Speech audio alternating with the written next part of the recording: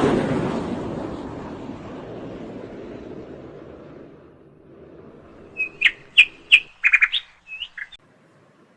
children, hope you all are ready to take history from me. Okay, the name of the lesson is The Rise of Nationalism in Europe. So children, this is a map picture of Europe. ഇപ്പോൾ Europe ശരിക്കും ഒരു country അല്ല, ഒരു continent അല്ല Europe. ഇപ്പോൾ യൂറോപ്പിൽ കുറേ well known countries ഉണ്ട്. Like you have your France, Italy, Germany, അങ്ങനെ കുറേ കൺട്രീസ് ആയിട്ടുണ്ട്. അത് ഇപ്പോഴാണ് ഇങ്ങനെ കൺട്രീസ് ആയിട്ട് ആയത്. ഇപ്പോൾ ഈ കുറേ വർഷത്തിൻ്റെ മുന്നേ ബിഫോർ ദ 19th സെഞ്ച്വറി എന്നോൾ യൂറോപ്പിൽ ഇതായിരുന്നു, കുറേ കിങ്സിൻ്റെ റൂൾ, മൊണാർക്കി ആയിരുന്നു പല സ്ഥലത്ത്. ചെറിയ ചെറിയ ഒരു കിങ്ഡം ആയിട്ടായിരുന്നു ഈ ഫുൾ യൂറോപ്പ്.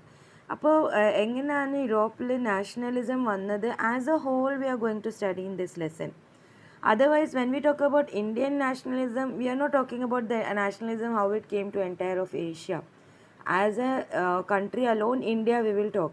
But here, ഈ ലെസണിൽ കുറേ കൺട്രീസ് ഉണ്ട്. എല്ലാ കൺട്രിയിൽ ആസ് എ ഹോൾ യൂറോപ്പിൽ ഒന്നൊന്നായിട്ട് ഓരോ കൺട്രി ആയിട്ട് എങ്ങനെയാണ് നാഷണലിസമിൻ്റെ ഫോൾഡിലേക്ക് വന്നത്, അതാണ് ഈ ലെസണിൽ നിങ്ങൾക്ക് പഠിക്കാനുള്ള content. Your lesson begins with this beautiful picture. Okay, this is actually a picture drawn in 1848 by FREDERIC SORRIEU. On imagine ചെയ്ത ഒരു വേൾഡിൻ്റെ പിക്ചറാണിത്.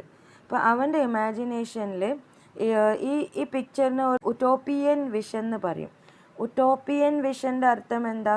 ഇത് ശരിക്കും നിലവിൽ വരാൻ പറ്റാത്ത അത്രയും ഐഡിയൽ ആയിട്ടുള്ളൊരു കണ്ടീഷനാണ്. ശരിക്കും ഇറ്റ് കനോട്ട് എക്സിസ്റ്റ്, അങ്ങനത്തെ ഒരു കണ്ടീഷൻ ഇമാജിനേഷനിൽ മാത്രം എക്സിസ്റ്റ് ചെയ്യാൻ പറ്റുന്ന ഒരു സിറ്റുവേഷനാണ്. അപ്പോൾ ഈ വിഷനിൽ കാണിക്കുന്നത് എന്താണ്? ഈ സ്റ്റാച്യു ഓഫ് ലിബർട്ടീനെ കൊണ്ട് ഒരു nationalism means what? Feeling of patriotism, ദേശഭക്തി, how we feel belonging to the nation, ആ ഫീലിങ്ങിനെ പറയാം നാഷണലിസം. അപ്പോൾ ഈ സോറി ഇങ്ങനെ ഇമാജിൻ ചെയ്തത് എവ്രി കൺട്രി നാഷണലിസംൻ്റെ അടുത്തേക്ക് വരാണ്. അപ്പോൾ ഈ ആക്ച്വലി മൈന്യൂട്ടായിട്ട് നിങ്ങൾ ഈ പിക്ചറിന് ഒബ്സർവ് ചെയ്യുകയാണെങ്കിൽ സ്റ്റാർട്ടിങ്ങിൽ തന്നെ ഫ്രാൻസിൻ്റെ ഫ്ലാഗ് എത്തിയിട്ടുണ്ട്. Already they have cross that statue of liberty. അപ്പോൾ that means they have already come into the fold of nationalism. പിന്നെ ബാക്കിൽ ജർമ്മനീൻ്റെ ഫ്ലാഗ്, അങ്ങനെ ഓരോ ഫ്ലാഗ് ആൾക്കാർ ആസ് എ ഹോൾ ഒരു വലിയ train he is showing that the entire world ഒരു നാഷണലിസമിൻ്റെ ഒരു സെയിം ഒരു പ്രിൻസിപ്പൽ ഫോളോ ചെയ്യും. He is thinking of such A world and he is showing so many angels and Christ and all blessing others, and he has written that fraternity means brotherhood, love, peace, brotherhood. Okay, so this according to his vision, he imagines Europe to be one whole nation that respect each other. പിന്നെ ഇനിയും കുറച്ച് നിങ്ങൾ ഈ പെയിൻറ്റിങ്ങിന് അടുത്തുള്ള നോക്കുകയാണെങ്കിൽ you can see in the lowest part കുറേ ഇങ്ങനെ ക്രൗണൊക്കെ, കുറേ സാധനങ്ങൾ പൊട്ടി ഇട്ടുള്ള കഷ്ണങ്ങളൊക്കെ ഉണ്ട്. So that is they are showing monarchy, കിങ്ങിൻ്റെ റൂളിനെ തകർത്തിട്ടാണ് ഈ റൂൾ വന്നത്. ടു ഷോ ദാറ്റ് അടിയിലത്തെ picture. Okay, hope you understood the diagram. Okay children, in this lesson you will be dealing with these topics. First വരുന്ന ടോപ്പിക്കാണ് the French Revolution and the idea of the nation. Second വരുന്ന topic the making of nationalism in Europe, the age of revolutions, the making of Germany and Italy, visualizing the nation, nationalism and imperialism. അപ്പോൾ ഈ topics ഞാൻ correct നിങ്ങളെ text ബുക്കിൽ എങ്ങനെയാണ് divide ചെയ്തിട്ടില്ല, അതന്നെ അങ്ങനെ ആ രീതിക്ക് തന്നെയാണ് എടുത്തിട്ടുള്ളത്. അപ്പോൾ നമുക്ക് ഓരോ ടോപ്പിക്ക് കവർ ചെയ്യാം. ഈ വീഡിയോയിൽ will be covering the French revolution and the idea of the nation. French revolution we have studied in the 9th standard, correct? നമ്മൾ began our history with French revolution. Okay, അപ്പോൾ അതൊക്കെ നിങ്ങൾക്ക് ഓർമ്മ ഉണ്ടാവും എന്ന് വിചാരിക്കുന്നു. അപ്പോൾ ഫ്രഞ്ച് റെവല്യൂഷൻ നമ്മൾ പഠിച്ചത് ഏതുവരെ ആയിരുന്നു? ഫസ്റ്റ് അവിടെ മൊണാർക്കി ഉണ്ടായിരുന്നു, ഫ്യൂഡൽ സിസ്റ്റം ഒക്കെ ഉണ്ടായിരുന്നു, കുറേ പ്രശ്നങ്ങളൊക്കെ ഉണ്ടായിരുന്നു. മൊണാർക്കി, ആ word I hope you understand. Monarchy means the rule of a king, ഒരു രാജാവും ഒരു റോയൽ റൂൾ ആയിരിക്കും on the people. And people will also again be priestly people and then peasants, working class people, അങ്ങനെ division ഉണ്ടാവും സൊസൈറ്റിയിൽ. അപ്പോൾ പണ്ട് രാജാവിൻ്റെ റൂൾ ഉണ്ടാവുമ്പം the peasants and all അവർക്ക് ഭയങ്കര അത്ര ഒരു സുരക്ഷിതമായ ലൈഫ് ആയിരുന്നില്ല അങ്ങനെ. പിന്നെ after French revolution what happened? Monarchy was removed and democracy was established. Democracy എന്താണ്? കൂടുതൽ people are making the government. It is people are representing the rulers. അങ്ങനെ അതിനെ പറയാം ഡെമോക്രസി. അപ്പോൾ ഫ്രഞ്ച് റെവല്യൂഷൻ നമ്മൾ പഠിച്ചത് എന്തായിരുന്നു? ഫസ്റ്റ് മൊണാർക്കി ഉണ്ടായിരുന്നു. ആ മൊണാർക്കീനൊക്കെ ഫ്രഞ്ച് റെവല്യൂഷൻ ആയ കാരണം ആ മൊണാർക്കിയൊക്കെ അമർന്നു. പിന്നെ it was democracy restored there. അപ്പോൾ ഈ ഈ ടോപ്പിക്ക് നമ്മൾ പഠിക്കുമ്പോൾ ഈ ടോപ്പിക് ബേസ്ഡ് ഒരു ക്വസ്റ്റ്യൻ നിങ്ങളുടെ ടെക്സ്റ്റ് ബുക്കിലുണ്ട്. That is your question number 2. What steps did the French revolutionaries take to create a sense of collective identity among the French people? അപ്പോൾ ഈ ക്വസ്റ്റ്യൻ്റെ അർത്ഥം എന്താണ്? ഫ്രഞ്ച് റെവല്യൂഷൻ തുടങ്ങിയല്ലോ, അപ്പോൾ ഈ എല്ലാ ഫ്രാൻസിൻ്റെ ആൾക്കാരുടെ മനസ്സിൽ നാഷണലിസം വരാൻ വേണ്ടിയിട്ട് ഒരു കളക്റ്റീവ് ഐഡൻറ്റിറ്റി മീൻസ് നമ്മളെല്ലാവരും ഒന്നാണ്, ഒരേ കൺട്രീന്ന് ബിലോങ് ചെയ്യുന്ന ആളാണ്. We are collective, we are together. ആ ഫീലിംഗ് എല്ലാവരുടെ മനസ്സിൽ വരാൻ വേണ്ടിയിട്ട് ആ റെവല്യൂഷണറീസ് എന്തൊക്കെ സ്റ്റെപ്സാണ് എടുത്തത്? That is the meaning of the question. Okay, any answer if you learn point wise it will be there with you for a longer time. അപ്പോൾ ഫസ്റ്റ് പോയിന്റ് നോക്കാം. ദെൻ 1789 ഓർമ്മയുണ്ടോ ഈ number? 1789 French revolution last year നമ്മൾ പഠിച്ചതാണ്.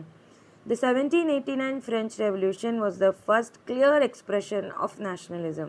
ഇപ്പോൾ ഈ full യൂറോപ്പിൽ ഫ്രാൻസിലാണ് first time നാഷണലിസമിൻ്റെ feeling express ചെയ്തത്. ഈ ഫ്രഞ്ച് റെവല്യൂഷനാണ് കാണിച്ചത് നാഷണലിസമിൻ്റെ ഫീലിംഗ് എന്താണെന്ന്.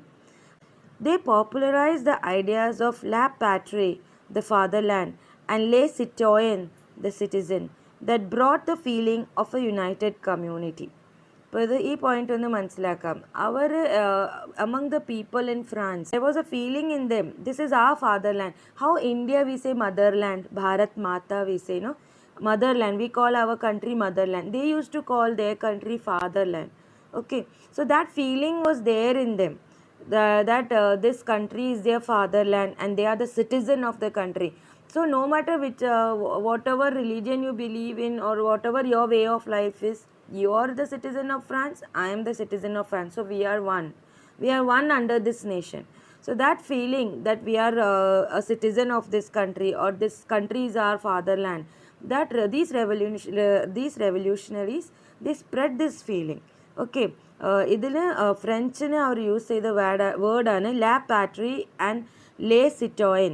അപ്പോൾ ഈ ഫസ്റ്റ് വേർഡ് ലാ പാട്രി നിങ്ങൾ പ്രൊനൗൺസ് ചെയ്യുമ്പം ആ 6 പറയാൻ വിടരുത്.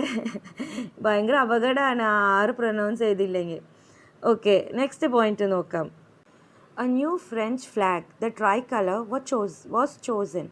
അപ്പോൾ അവരുടെ കൺട്രീൻ്റെ നാഷണലിസമിൻ്റെ പ്രൂഫായിട്ട് they made a new flag.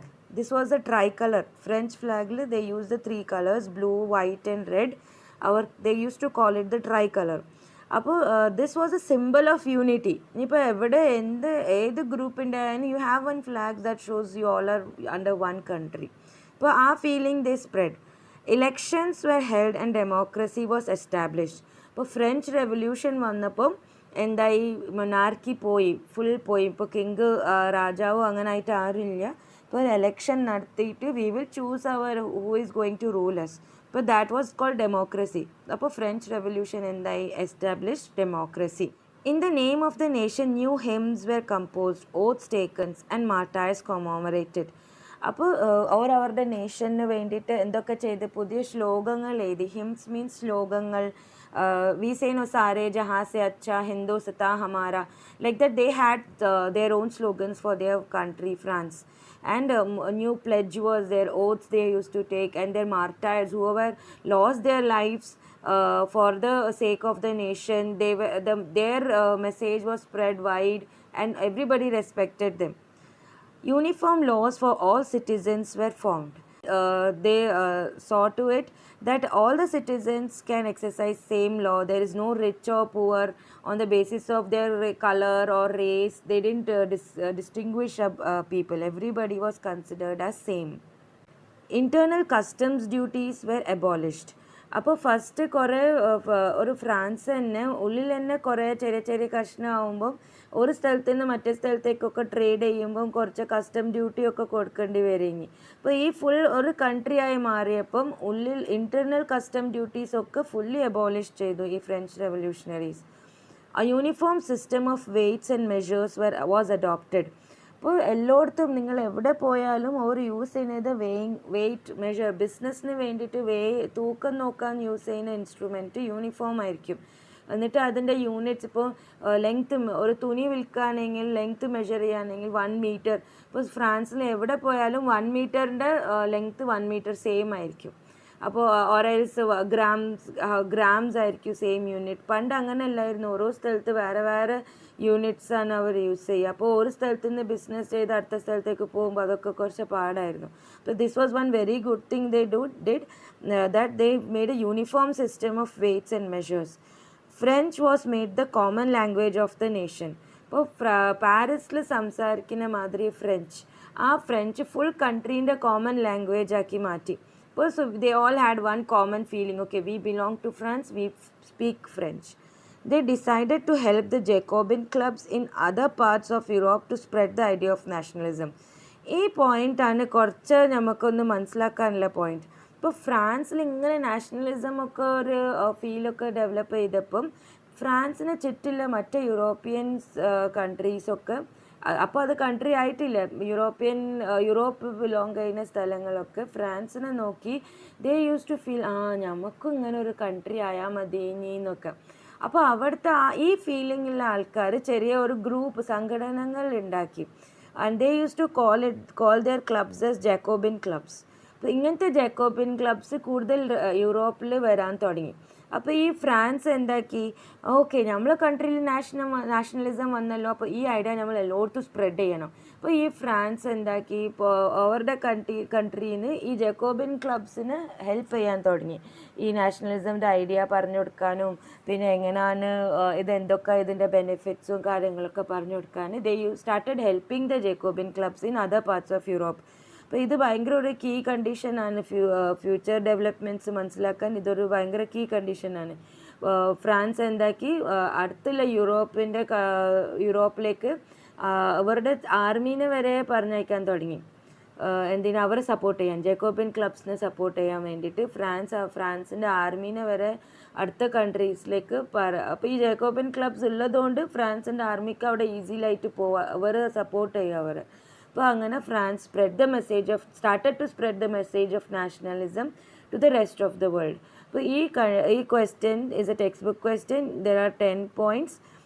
I hope you understood. Better take this down in your notebook or anywhere so that it will be easy for you to learn. ഈ question തന്നെ വേറെ രീതിക്ക് എങ്ങനെ ചോദിക്കുക, what was the impact of the French revolution in Europe. അപ്പോൾ അതിൽ നിങ്ങൾ എന്തൊക്കെ പറയാം, impact of French Revolution. The French Revolution led to the development of these Jacobin clubs and the idea of nationalism was spread to other countries. അതായിരിക്കും French റെവല്യൂഷൻ്റെ impact ആയിട്ടുണ്ടാവുക. Okay, അപ്പോൾ ഈ points തന്നെ കുറച്ച് ചൂസ് ചെയ്തിട്ട് അതിലിട്ടാൽ മതി. Rule of Napoleon. ചിൽഡ്രൻ, ഇതുവരെ നമ്മൾ പഠിച്ചതൊക്കെ വേസ്റ്റായി. ഇപ്പോൾ ഫ്രാൻസ് എത്ര കഷ്ടപ്പെട്ടിട്ടാണ് റെവല്യൂഷനൊക്കെ കഴിഞ്ഞിട്ട് they made their democracy country a democratic country. അവർ കഷ്ടപ്പെട്ടതിനേക്കാളും നമ്മൾ കഷ്ടപ്പെട്ടില്ല ഇത് പഠിക്കാൻ, ഇതൊക്കെ പഠിച്ചുണ്ടാക്കാൻ നമ്മൾ കഷ്ടപ്പെട്ടില്ല എങ്ങനെയാണ് ഫ്രാൻസിൽ ഡെമോക്രസി വന്നതെന്നൊക്കെ. പക്ഷെ നോക്കൂ, നെപ്പോളിയൻ വന്ന് എന്താ ചെയ്ത്, ഓന് പിന്നെയും ആ ഡെമോക്രസി പോക്കി മൊണാർക്കി കൊണ്ടുവന്ന്. ഓക്കെ, നെപ്പോളിയൻ വന്നതോടെ എന്തായി, democracy was again destroyed and monarchy was restored. അവൻ്റെ മൊണാർക്കി, ഇപ്പോൾ രാജാവ് ഹി ബിക്കെയിം ദ എംപറർ. അപ്പോൾ ഇത്രയും നമ്മൾ ഫ്രഞ്ച് റെവല്യൂഷൻ പഠിച്ച് റെവല്യൂഷണറീസിൻ്റെ എഫേർട്സും പിന്നെ നമ്മൾ പഠിച്ചതിൻ്റെ എഫേർട്സും ഒക്കെ വെള്ളത്തിലായി. പക്ഷെ നെപ്പോളിയൻ വന്നതോടെ ഒരു വലിയ കാര്യം അവൻ ചെയ്തിരുന്നു. ഈ ഡേറ്റ് ഓർമ്മ വെക്കണം, 1804 he introduced the Napoleonic code. അവനൊരു സിവിൽ കോഡ് അവൻ്റെ ജനങ്ങൾക്ക് വേണ്ടിയിട്ട് കമ്പൽസറി ആയിട്ടുള്ള ഒരു സിവിൽ കോഡ് ഇൻട്രൊഡ്യൂസ് ചെയ്ത്. ആ കോഡിൻ്റെ പേര് ഒബ്വിയസ്ലി ഇപ്പോൾ നെപ്പോളിയൻ ഇൻട്രൊഡ്യൂസ് ചെയ്ത ഹിറ്റ്ലർ കോഡ് ആവില്ലല്ലോ, അതിൻ്റെ പേര് നെപ്പോളിയനിക് കോഡ് എന്നായിരുന്നു. ഈ നെപ്പോളിയനിക് കോഡിൻ്റെ കുറേ ബെനിഫിറ്റ്സ് ഉണ്ടായിരുന്നു. അത് നിങ്ങൾക്കൊരു ക്വസ്റ്റ്യൻ ആയിട്ട് തന്നെ ഉണ്ട് നിങ്ങളുടെ ടെക്സ്റ്റിൽ. ഫസ്റ്റ്, ഈ നെപ്പോളിയനിക് കോഡ് എന്താക്കി? Removed all benefits based on birth. അതൊരു വലിയ സ്റ്റെപ്പായിരുന്നു. ആക്ച്വലി ഈ റെവല്യൂഷണറീസ് പവറിലേക്ക് വന്നിട്ടും ഫ്രാൻസ് ഒരു സ്റ്റേബിൾ ആയിട്ടില്ല. കുറേ ആൾക്കാർ റെവല്യൂഷണറീസ് അന്നത്തെ വാർ ജയിച്ചല്ലാതെ ഒരു സ്റ്റേബിൾ ഒരു ഡെവലപ്മെൻറ്റ് ഉണ്ടായിട്ടില്ല ഫ്രാൻസിൽ. അപ്പോൾ ഈ നെപ്പോളിയൻ്റെ വരവും അവൻ ഈ ഉണ്ടാക്കിയ റൂൾസും ഭയങ്കര സ്ട്രോങ് ആയിട്ട് ഇംപ്ലിമെൻറ്റ് ചെയ്തപ്പം അത് ശരിക്കും ഫ്രാൻസിന് ഭയങ്കര ഉപകാരമായി മാറി. ഫസ്റ്റ് റൂൾ നെപ്പോളിയൻ കൊണ്ടുവന്ന നെപ്പോളിയനിക് സിവിൽ കോഡിൽ എന്താണ്? He removed all benefits based on birth. Means on the basis of where you are born, എവിടെയാണ് ജനിച്ചത്, ഏത് ഫാമിലിയിലാണ് ജനിച്ചത്. ഇപ്പോൾ റോയൽ ഫാമിലി, റിച്ച് ഫാമിലിയിലാണ് ജനിച്ചെങ്കിൽ നിങ്ങൾക്ക് ഇത്ര ബെനിഫിറ്റ്സ് ആണ്, പുവർ ഫാമിലിയിൽ ജനിച്ചെങ്കിൽ ഇത്ര ബെനിഫിറ്റ്സ് ആണ്. ആ സിസ്റ്റമാണ് അബോളിഷ് ചെയ്ത്, ആ സിസ്റ്റം ഒന്ന് ഒഴിവാക്കി. Second, he established equality before the law. This was also one great thing he did. Lawന്റെ മുന്നിൽ എല്ലാവരും ഈക്വൽ ആണ്. Rich is also equal to a poor. But that was a very good thing he introduced. Secured the right to property. Means ഇപ്പോൾ ഒരാൾ ഫസ്റ്റൊക്കെ എങ്ങനെയാണ്, രാജാവ് വിചാരിക്കുന്ന മാതിരിയാണ്, ആർക്ക് വേണമെങ്കിൽ പ്രോപ്പർട്ടി അങ്ങോട്ട് എടുക്കുക ഇങ്ങോട്ട് എടുക്കുക അങ്ങനെയൊക്കെ ആയിരുന്നു. ഇപ്പോൾ നെപ്പോളിയൻ്റെ സിവിൽ കോഡിൽ എന്താ കൊണ്ടുവന്ന ഒരാളുടെ property he has full rights over it. Okay, ആരും അവൻ്റെ അടുത്ത് നിന്ന് അത് വലിച്ച് കൊണ്ടുപോകാൻ പറ്റില്ല, സീസ് ചെയ്ത് കൊണ്ടുപോകാൻ പറ്റില്ല. So he secured the right to property. Next what he did was he simplified administrative divisions. അതിൻ്റെ അർത്ഥം എന്താണ്? ഫസ്റ്റുള്ള സിസ്റ്റമിൽ കുറേ ഡിവിഷൻ, ഒരാൾ അണ്ടർ അങ്ങനെ അണ്ടർ കുറേ ആൾക്കാരുണ്ടാവും. അപ്പോൾ ആക്ച്വലി ആറ് പറഞ്ഞാൽ കേൾക്കുന്ന ആ കൺഫ്യൂഷനൊക്കെ വരും. അപ്പോൾ what did Napoleon did he simplified the divisions. ഇപ്പോൾ ആ number of divisions he reduced and it made it easy for people to understand and administer. He abolished the feudal system and freed the peasants from serfdom and manorial dues. അപ്പോൾ ഇത് ഓൻ എന്താ ചെയ്തത്? First ഫ്രാൻസിലുള്ള feudal system ഇല്ലായിരുന്നോ, അപ്പോൾ ആ system full ഓൻ abolish ചെയ്ത്. Feudal system means what? ഒരു വലിയ വലിയ ലാൻഡ് ലോഡ്സ് ഉണ്ടാവും, പിന്നെ ലാൻഡ് ലോഡ്സിൻ്റെ ഭൂമിയിൽ വർക്ക് ചെയ്യുന്ന ആൾക്കാർ ടാക്സ് കൊടുക്കണം, പിന്നെ റെൻറ്റ് വരെ കൊടുക്കണം, അങ്ങനെ ഭയങ്കര ഫ്യൂഡ്സ് ആയിട്ട് വർക്ക് ചെയ്ത്. ആ ഫ്യൂഡ്സിൻ്റെ ഇനിയൊരു പേരാണ് സെർഫ്സ്. അപ്പോൾ പെസൻസ് ശരിക്കും അവരുടെ അണ്ടറിലായിരുന്നു, ലാൻഡ് ലോഡ്സിൻ്റെ അണ്ടറിലായിരുന്നു. അപ്പോൾ നെപ്പോളിയൻ കൊണ്ടുവന്ന റൂളിൻ്റെ പ്രകാരം ഫ്യൂഡൽ സിസ്റ്റം ഇല്ല, പീപ്പിൾ സ്വന്തം ലാൻഡ് ഓൺ ചെയ്യുക. എന്നിട്ട് ഓൻ എന്താക്കി? ഈ സെർഫ്ഡംന്ന് ഒഴിവാക്കി. ആൻഡ് മനോറിയൽ ഡ്യൂസ് മീൻസ് ഈ റെൻറ്റ് ഒക്കെ കൊടുക്കൂലേ, ടെനൻസ് റെൻറ്റ് കൊടുക്കും, അതൊക്കെ ഇല്ലാതാക്കി. So this was one good thing he brought forth. Guild restrictions were removed in the towns. Guild എന്താണെന്നറിയോ? ഒരു അസോസിയേഷനാണ്, ഈ ബിസിനസ് ചെയ്യുന്ന ആൾക്കാരുടെ ഒരു ഗ്രൂപ്പിനാണ് ഗിൽഡ് പറയുക. അതിൽ ആരൊക്കെ ഉണ്ടാവും? ട്രേഡ് ചെയ്യുന്ന ആൾക്കാർ, മെർച്ചൻറ്റ്സ്, പിന്നെ ക്രാഫ്റ്റ്സ്മാൻ, പിന്നെ ഈ ആർട്ടിസാൻസ്, അവരൊക്കെ ഒരു ഗ്രൂപ്പാണ് ഗിൽഡ്. അപ്പോൾ അവർക്ക് കുറേ റെസ്ട്രിക്ഷൻസ് ഉണ്ടായിരുന്നു. നിങ്ങളുടെ പ്രൊഡക്റ്റ് അവിടെ വിൽക്കാൻ പറ്റില്ല, ഇത് ആ റേറ്റിൽ ഇവിടെ വിൽക്കാൻ പറ്റില്ല, അങ്ങനെ കുറേ റെസ്ട്രിക്ഷൻസ് ഉണ്ടായിരുന്നു ആദ്യം. അപ്പോൾ അത് നെപ്പോളിയൻ വന്നതോടെ ആ കുറേ റെസ്ട്രിക്ഷൻസ് ഒക്കെ ഒന്ന് കുറച്ച് തന്ന്. Transport and communication systems were improved. ഇതായിരുന്നു നെപ്പോളിയൻ്റെ ഏറ്റവും best thing that he did to France. അവിടെ വന്നതോടെ കുറേ ട്രാൻസ്പോർട്ട് സിസ്റ്റം സൂപ്പറായി മാറി. എന്നിട്ട് കമ്മ്യൂണിക്കേഷനും also developed in a very nice way. So this was what all he brought, Napoleon brought forth. Okay, പക്ഷേ ഇതിന് കുറേ ഇതൊരു ക്വസ്റ്റ്യൻ ആയിട്ട് തന്നെ ഉണ്ട് കേട്ടോ, നെപ്പോളിയൻ സിവിൽ കോഡ് എന്തായിരുന്നു എന്നൊക്കെ. അപ്പോൾ ഈ പോയിൻറ്റ്സ് പഠിച്ചിരിക്കണം കേട്ടോ, 7 points. Hope it will be easy for you to learn. അപ്പോൾ ഈ നെപ്പോളിയൻ്റെ ഈ കോഡിൻ്റെ ഒരു നല്ല വശമായിരുന്നു ഇത്. പക്ഷേ ഇതേ നെപ്പോളിയൻ്റെ റൂളിൻ്റെ അണ്ടർ കുറേ ബാഡ് ഇമ്പാക്ട്സ് ഉണ്ടായിരുന്നു. അപ്പോൾ ഈ ഫ്രഞ്ചിൻ്റെ ആൾക്കാർ അത് നോക്കുമ്പോൾ ഈ ബാഡ് ഇമ്പാക്ട്സ് കൂടുതലായിരുന്നു ഈ ഗുഡിനേക്കാളും. അപ്പോൾ they wanted the end of Napoleon. So let us now see drawbacks of the rule of Napoleon. No political freedom. അപ്പോൾ ഇത് അഗൈൻ മൊണാർക്കി മാതിരിയായി, നോ പൊളിറ്റിക്കൽ ഫ്രീഡം. നെപ്പോളിയൻ ഒരു എംപററാണ്, മൂപ്പർ പറഞ്ഞ മാതിരി എല്ലാവരും ചെയ്യണം. We cannot choose our representatives, there is no election and all. So നെപ്പോളിയൻ്റെ റൂളിൻ്റെ under there was no political freedom. Increased taxation and censorship. ഇപ്പോൾ നെപ്പോളിയൻ മെയിൻലി ആ പ്രിൻറ്റ് മീഡിയയിൽ ന്യൂസ് പേപ്പറിലൊക്കെ ഭയങ്കരമായിട്ട് സെൻസർഷിപ്പ് കൊണ്ടുവന്നു. മീൻസ് അവൻ്റെ എതിരെ ഒന്നും പ്രസ്സിൽ വരരുത്, ആ അഗെയിൻസ്റ്റ് നെപ്പോളിയനിക് റൂളിൻ്റെ അഗെയിൻസ്റ്റ് ഒന്നും സ്പ്രെഡ് ആവരുത്. അപ്പോൾ സെൻസർഷിപ്പ് ഉണ്ടായിരുന്നു. ആ മേഖലയിൽ ടാക്സ് ഒക്കെ കൂട്ടി. അങ്ങനെ അതൊരു ബാഡ് എഫക്റ്റ് ആയിരുന്നു. Increase taxation and censorship. Force the people to join the French armies. അപ്പോൾ ഇത് കുറച്ച് ഒരു ബുദ്ധിമുട്ടുള്ള കാര്യമായിപ്പോയി. എല്ലാവരും അവൻ്റെ ആർമീനെ സ്ട്രോങ് ആക്കണം. ഹീ വാസ് ആർമി പേഴ്സണൽ, മിലിറ്ററിത്തെ ഒരാളായിരുന്നു നെപ്പോളിയൻ. അപ്പോൾ he wanted the army to be strong. അപ്പോൾ എല്ലാവരും full Europe he wanted to conquer. അപ്പോൾ എല്ലാവരും ആർമിയിൽ ചേർക്കുക അതന്നെ ഉണ്ട് പണി. പിന്നെ അവൻ നെക്സ്റ്റ് എന്താക്കി അറിയോ, ഈ ജക്കോബിൻ ക്ലബ്സ് ഓർമ്മല്ലേ? അപ്പോൾ റെവല്യൂഷണറീസിൻ്റെ സമയത്ത് തന്നെ ആർമിയൊക്കെ വേറെ കൺട്രിയിൽ എത്തിയിട്ടുണ്ട്. അവിടെ ജക്കോബിൻ ക്ലബ്സിനെ ഹെൽപ്പ് ചെയ്യാൻ അവർ അവിടെ എത്തിയിട്ടുണ്ട്. അപ്പോൾ ഈ നെപ്പോളിയൻ വന്നപ്പോൾ എന്താക്കി, അവിടുത്തെ ആർമി എല്ലായിടത്തും എത്തിനല്ലോ ആർമി, ആ ആർമീനെ അവൻ അവിടെ പെർമനൻ്റ് ആക്കി. എന്നിട്ട് അവിടുത്തെ ആൾക്കാരെയും ഫ്രഞ്ച് ആർമി ജോയിൻ ചെയ്യാൻ നിർബന്ധിച്ചു. അപ്പോൾ സ്ലോലി വേറെ സ്ഥലത്തിലേക്കൊക്കെ നെപ്പോളിയൻ അവൻ്റെ റൂട്ട്സ് സ്ട്രോങ് ആക്കാൻ തുടങ്ങി. Finally in 1815 Napoleon was defeated. അപ്പോൾ ഈ ഡേറ്റ് നിങ്ങൾക്ക് കാര്യമായിട്ട് അറിഞ്ഞിരിക്കണം. ഇപ്പോൾ ഫൈനലി എന്ന് പറഞ്ഞ് ഒതുക്കുകയാണ്. അതിൻ്റെ ഇടയിലും കുറേ ചരിത്രങ്ങളുണ്ട് Napoleon, how he was actually defeated. അപ്പോൾ അതൊക്കെ നിങ്ങൾക്ക് ഡീറ്റെയിൽ ആയിട്ട് പഠിക്കാനില്ല. അതിലിപ്പോൾ നിങ്ങൾക്ക് ഇത്ര മനസ്സിലാക്കിയാൽ മതി, നെപ്പോളിയൻ ഈ ഓൻ്റെ ഡ്രോബാക്സ് അത് ആർക്കും അത്ര പൊറുക്കാൻ കഴിഞ്ഞില്ല. നെപ്പോളിയൻ്റെ drawbacks that we saw now. അപ്പോൾ that outweighed his plus points. അപ്പോൾ അവൻ്റെ എതിരെയുള്ള ഫീലിങ്സ് ആയിരുന്നു എല്ലായിടത്തും സ്പ്രെഡ് ആയത്. അപ്പോൾ there was this big countries, they all came together. അവൻ്റെ അഗെയിൻസ്റ്റ്, നെപ്പോളിയൻ്റെ അഗെയിൻസ്റ്റ് ആയിട്ട് ഈ വലിയ കൺട്രീസൊക്കെ ജോയിൻ ചെയ്തു. എന്നിട്ട് they all came and defeated Napoleon in 1815. അപ്പോൾ ഈ ഡേറ്റ് നിങ്ങൾക്ക് ഓർമ്മ വേണം. With the defeat of Napoleon a new condition arose in France and the rest of Europe. അപ്പോൾ അത് നമുക്ക് നെക്സ്റ്റ് സെക്ഷനിൽ പഠിക്കാം. Hope you understood and we meet you in the next session. Bye.